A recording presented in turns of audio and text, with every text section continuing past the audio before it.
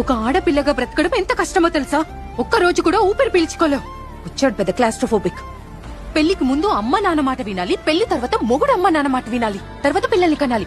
ఆడపిల్ల పుడితే ఇంకా కంటూనే ఉండాలి. How does it matter? It just 9 months but child. మా డ్రీమ్స్ ని, మా ఇష్టాల్ని పూర్తిగా దొబ్బించుకోవాలి. ఇంకా bus, college, auto, gym, mall ఎక్కడికి వెళ్ళినా సొల్లు ఖర్చుకుంటే చూసే కుక్కలే అసలు ఏం చూస్తారో కూడా అర్థం కాదు.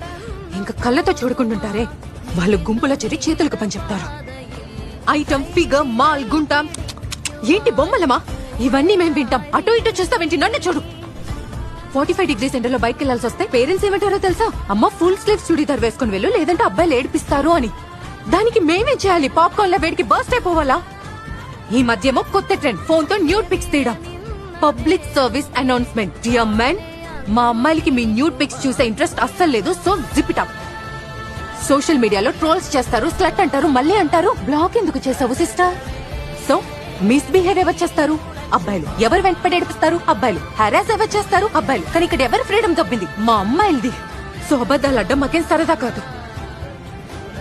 అబద్ధాలు చెప్తాం ఇంట్లోంచి బయటకు వెళ్ళడానికి. దాన్ని ఎలా అర్థం చేసుకుంటారు? మా క్యారెక్టర్ లూజ్ అనా? ఉన్నది ఒకే జీవితం, నచ్చినట్టు బ్రతికే హక్కు మాకు ఉంది.